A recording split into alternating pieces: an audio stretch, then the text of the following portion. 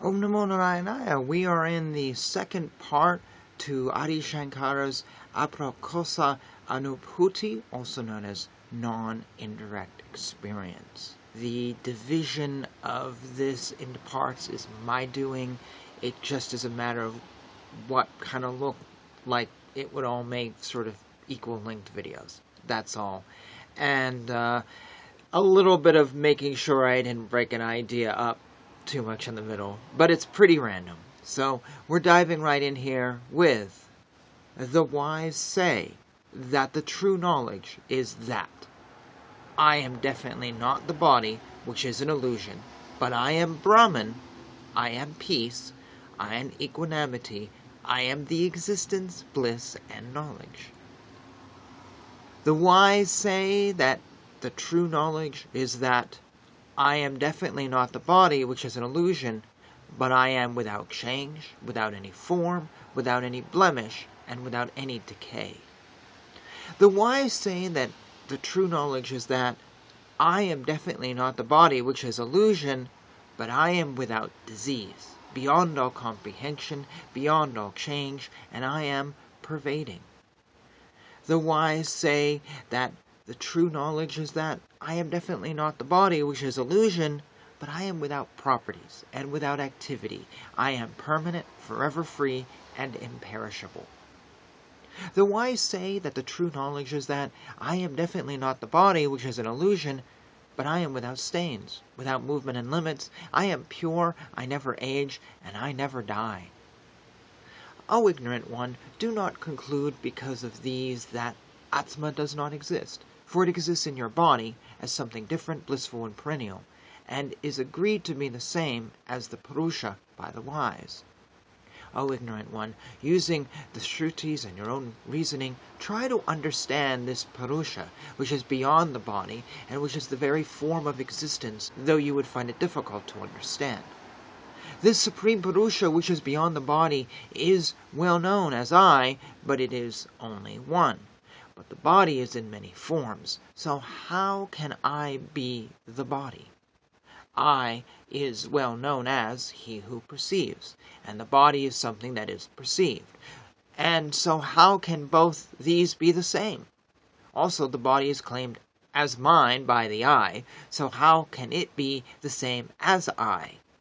I am never subject to any change by any cause, but the body is subject to change by age or sickness. And when this is experienced by everyone, how can both these be the same?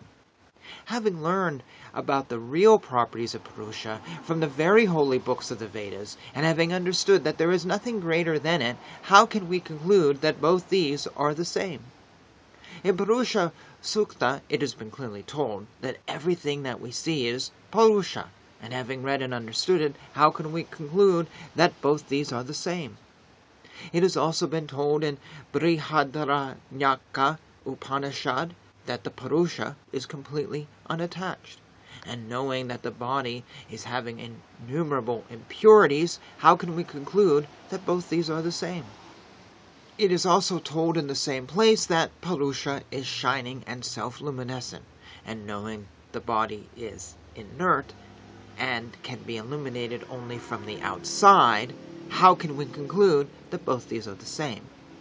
Even that part of Veda emphasizing on rituals tells us that Atma and body are different, and says that the results of rituals exist along with the soul even after the death of the body. The body is divided as the subtle and the gross, and even this subtle body has many properties, is unstable, limited, and non-existent by nature. And how can this body be that Purusha?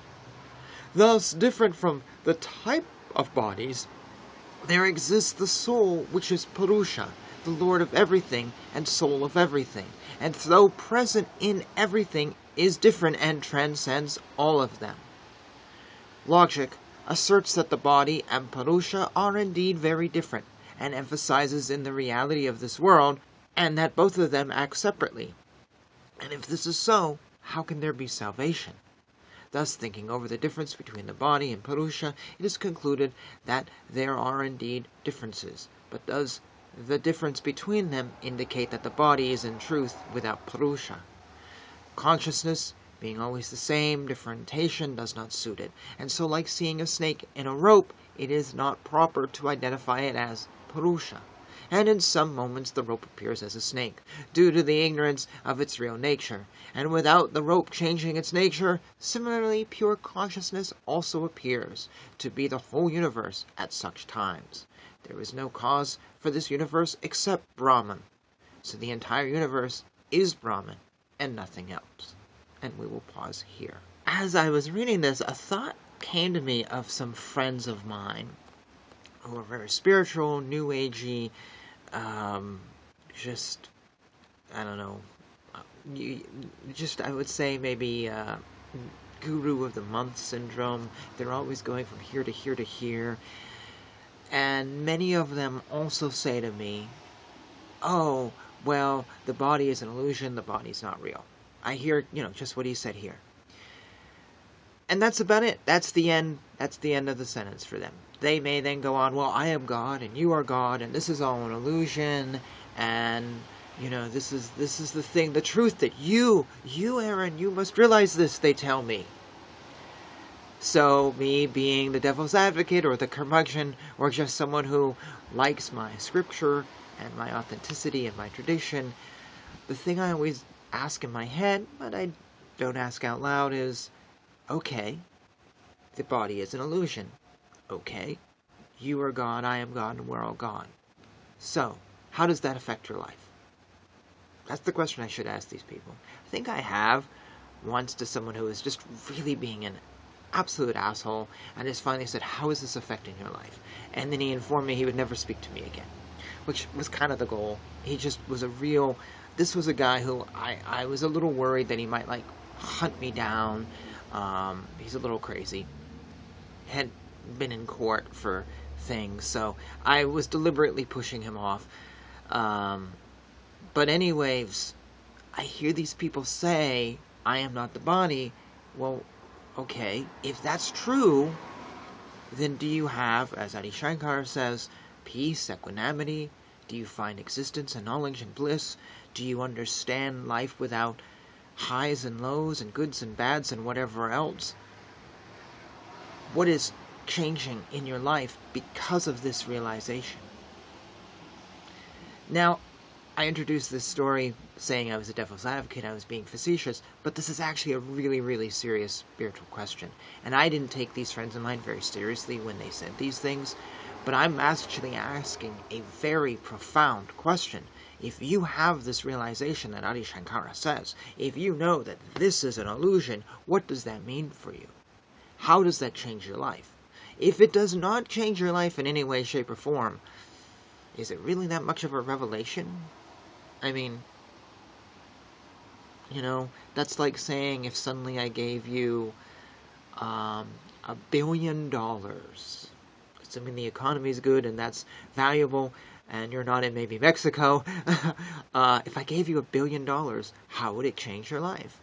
99.9% of people are going to say, well, I paid off my debts, or I bought a new car, or I bought a house, or I did something with the money that I would never be able to do without that money.